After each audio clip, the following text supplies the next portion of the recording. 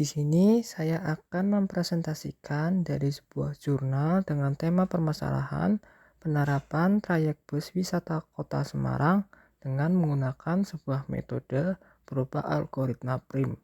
Nah, sebelum memulai presentasi ini, perkenalkan nama saya Hadnanda Hafid dari kelas S1-10A.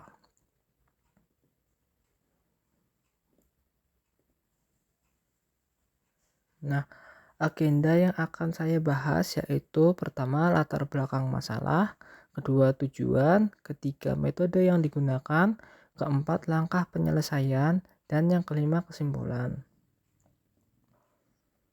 Nah, agenda pertama yang akan saya bahas yaitu latar belakang masalah. Nah, makalah ini tuh membahas permasalahan tentang bagaimana cara merancang trayek bus wisata di Kota Semarang dengan menggunakan sebuah metode yaitu algoritma PRIM.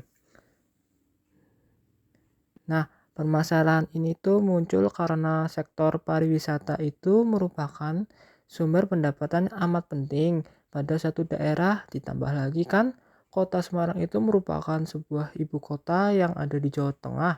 Dengan mementingkan di sektor pariwisata, ditambah lagi kan Semarang merupakan sebuah ibu kota di Jawa Tengah. Nah, akan mendapatkan keuntungan lebih, terutama dalam menampung sumbangan sektor pariwisata di Kota Semarang. Nah, maka dari itulah muncul bagaimana cara upaya untuk meminimalkan sektor sumber daya yang diperlukan untuk mengoperasikan trayek bus. Nah, seperti waktu, tenaga, dan juga material.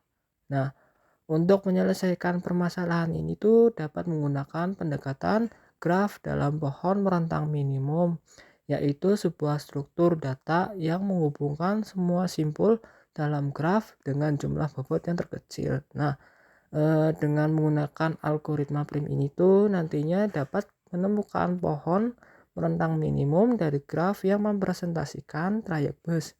Nah, dan dari disitulah didapatkan trayek bus yang efisien.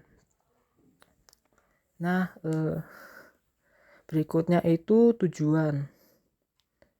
Nah, tujuan dari permasalahan yang sedang dibahas itu adalah untuk mencari cara terbaik untuk mengatur trayek bus yang dapat mengangkut wisatawan dari Bandara Ahmad Yani ke berbagai tempat wisata di Kota Semarang. Nah, dan juga sebaliknya. Dengan menggunakan algoritma PRIM ini tuh trayek bus dapat dipresentasikan sebagai graf dalam pohon merentang minimum yang berarti trayek bus ini memiliki jarak total terpendek antara semua titik yang terhubung. Nah, dengan demikian trayek bus nantinya akan lebih hemat biaya, waktu, dan sumber daya lainnya. Nah, rancangan trayek bus yang efisien ini diharapkan dapat meningkatkan kenyamanan, kepuasan wisatawan, dan menarik lebih banyak pengunjung ke objek-objek wisata, dan juga mendukung pengembangan di sektor pariwisata di Kota Semarang itu. Nah, berikutnya itu metode yang digunakan. Nah, apa sih algoritma PRIM itu? Nah, algoritma PRIM itu adalah algoritma untuk mencari rentang minimum dari suatu pohon untuk saling terhubung. Nah, dengan algoritma PRIM ini merupakan sebuah algoritma dalam teori graf untuk mencari pohon rentang minimum untuk sebuah teori graf untuk mencari pohon rentang minimum berbobot yang saling terhubung. Nah, berikutnya lagi itu ada algoritma PRIM. Nah, merupakan sebuah algoritma yang paling sederhana dalam sebuah algoritma spinning tree. Jadi itu dalam sebuah algoritma PRIM ini tuh merupakan algoritma yang paling sederhana dibandingkan dengan algoritma jenis lain. Nah, berikutnya lagi itu algoritma PRIM berjalan dengan cara memilih satu node secara acak sebagai titik awalannya. Nah, algoritma PRIM ini tuh berjalan dengan cara memilih satu titik secara acak sebagai titik awalannya. Nah, kemudian algoritma ini tuh dia akan mencari sambungan yang memiliki bobot terkecil dari titik awal ke titik lainnya yang belum terhubung. Nah, sambungan ini tuh nantinya akan ditambahkan ke pohon dan titik tujuannya tuh akan menjadi bagian dari pohon. Nah, proses ini tuh akan diulangi sampai semua titik terhubung dalam pohon.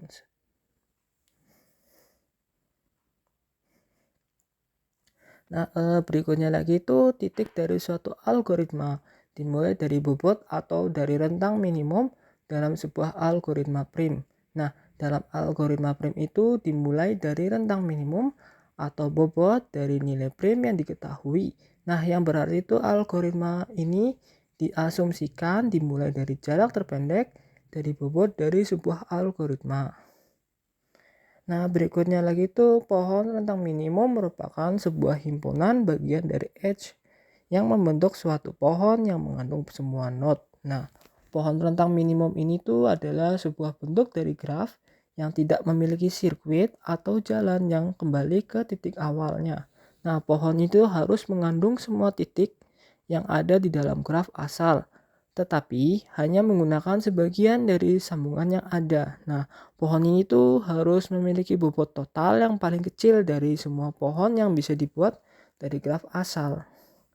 Nah, berikutnya lagi itu ada semua node harus terhubung satu sama lain dengan dimulai dari bobot terkecil, bertetanggaan, dan tidak mengandung sirkuit. Nah, berikut gambar model awal graf. Nah, di situ terlihat bahwa model awal ini kan kurang efisien, terlalu banyak jalur. Nah, maka dari itu metode metode ini bisa dipakai model primnya gitu. Nah, untuk poin ini tuh mewakili tempat-tempatnya. Nah, yang pertama itu ada poin pertama itu Bandara Ahmad Yani, kedua tuh ada Taman Lele dan Candi Tugu, ketiga ada Pantai Mariana, keempat museum dan sebagainya gitu ya. Nah, berikut langkah penyelesaiannya. Nah, ini metode ini dimulai dari sebuah gambar awalan rancangan. Nah, terlihat bahwa rancangan tersebut kan kurang efisien tuh. Untuk dari itu tuh agar gambar rancangannya tersebut menjadi efisien, bisa menggunakan sebuah metode yang berupa algoritma prim. Nah, di sini tuh akan mensimulasikan dari sebuah gambar rancangan awal yang kurang efisien menjadi efisien. Nah, di sini tuh agar kita dapat menentukan sebuah minimum spanning tree, kita dapat memulai titik awal. Nah, terserah kita mau mulai dari yang mana, dari titik mana saja. Nah, di sini tuh saya akan memulainya dari titik yang pertama sebagai simbol awalannya. Nah, ketika sudah memulai startnya itu kita harus menentukan dulu bobot terendah dari sekitarnya atau dari ketetanggaannya yang saling terhubung. Nah, dari gambar langkah percobaan tersebut yang memiliki sisi yang bertetanggaan yaitu sisi 1 ke 4, berikutnya lagi ada sisi 1 ke 3, berikutnya lagi ada sisi 1 dan 1 ke 2. Nah, itu memiliki masing-masing bobotnya yaitu 1 ke 4 memiliki bobot yaitu 1, terus 1 ke 3 memiliki bobot 5 dan 1 ke 2 memiliki bobot 5 ke 6. Nah, dari ketiga titik simpul tersebut yang memiliki bobot rendah yaitu pada titik 1 ke 4 dengan memiliki bobot nilai yaitu 1. Nah, ketika sisi 1 ke 4 sudah dipilih, saya akan memberi tanda berwarna biru yang menandakan sisi tersebut sudah dipilih. Nah, untuk selanjutnya kita memiliki titik ketetanggaan yang baru yaitu 4 ke 6, 4 ke 2, 4 ke 5, dan juga titik-titik sebelumnya.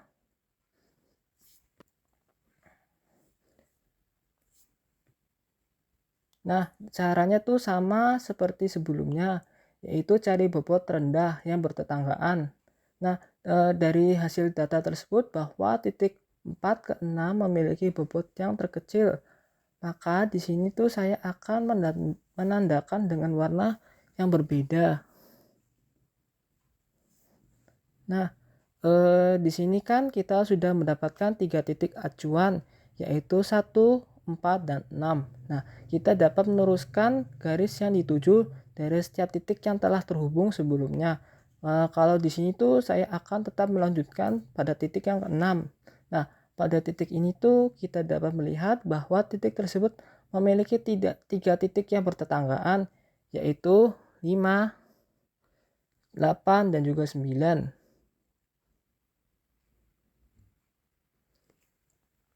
Nah, saya tuh akan memilih titik ke-9 untuk meneruskan dari titik ke-6 dengan bobot rendah yaitu 2,2. Nah, jangan lupa untuk diberi tanda bahwa jalan tersebut sudah dipilih. Hmm. Nah, di sini kan kita sudah mendapatkan 4 titik jalur yang terhubung. Nah, kita tuh dapat menghubungkan titik 1 dan 2, 4 dan 2, terus 4 dan 5, 4 dan 3, 6 dan 5, 6 dan 8, 6 dan 7, 9 dan 7, 9 dan 8, dan juga 9 dan 11.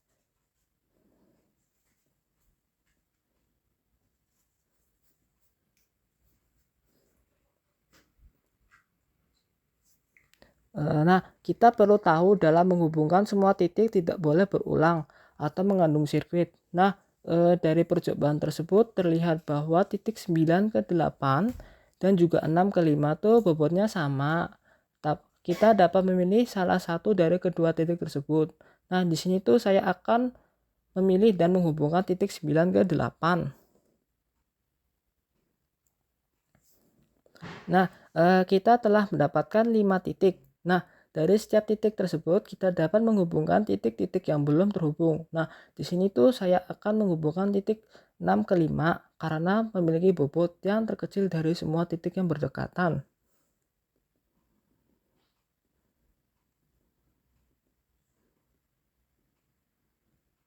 Nah, pada tahap ini tuh kita telah mendapatkan 6 titik simpul yang telah terhubung.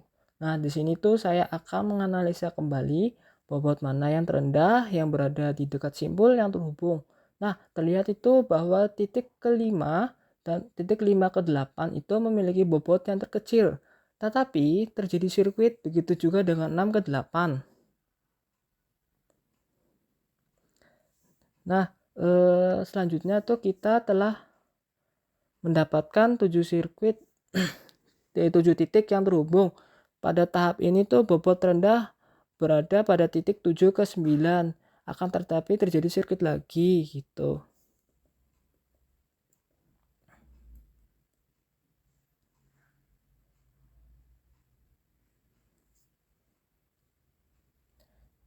Oleh karena itu saya akan memilih titik 7 ke 11 karena merupakan bobot yang terkecil dan tidak mengandung sirkuit.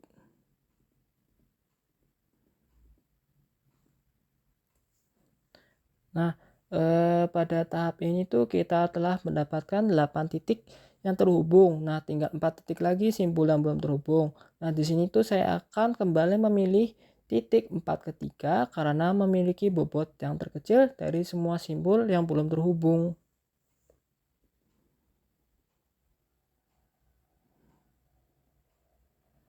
Nah, kita telah mendapatkan 9 titik simpul yang telah terhubung. Nah, maka selanjutnya saya akan kembali memilih bobot mana yang terendah dan tidak mengandung sirkuit. Nah, terlihat jika kalau saya menghubungkan titik 5 dan 8 karena titik tersebut tuh memiliki bobot yang rendah. Tetapi pada titik tersebut juga kembali menjadi sirkuit.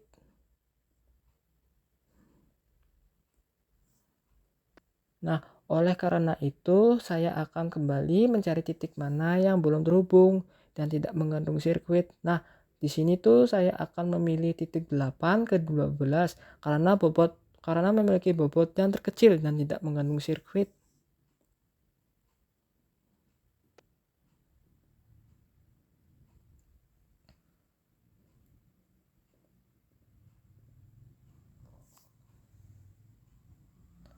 Nah, selanjutnya pada kita kembali mencari titik mana yang belum terhubung. Nah, di sini tuh terdapat 2 simpul yang memiliki bobot yang sama yaitu 4 ke 2 dan titik 7 ke 10. Nah, bebas milih salah satu dari kedua titik tersebut. Nah, di sini itu saya akan menghubungkan titik 7 ke 10. Nah, pada slide ini tuh sudah terhubung 7 ke 10. Nah, bisa dilihat. Nah, kita telah berada pada ujung percobaan. Nah, tinggal titik 4 ke 2 itu yang belum terhubung, maka saya akan menyambungkannya. Nah, Setelah langkah percobaannya selesai, kita ngecek kembali apakah titik dari simpul itu sudah terhubung atau belum. Nah, kalau sudah terhubung, maka spanning minimumnya telah selesai.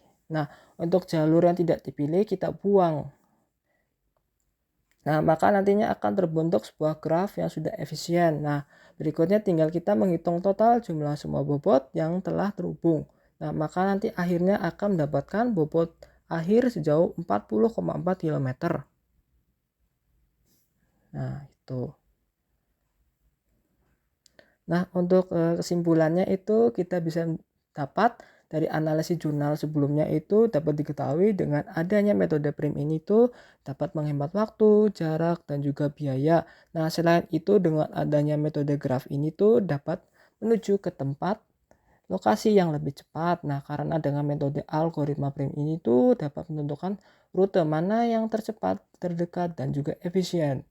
Nah, selama penentuan rute dari awal hingga akhir itu nanti akan ditetapkan bobot sisi pada pohon minimum yang diperoleh sepanjang 40,4 km. Itu. Nah, sumber sumber jurnal ini berikut sumber jurnal yang saya ambil. Nah, sekian dari saya. Wassalamualaikum warahmatullahi wabarakatuh. Makasih.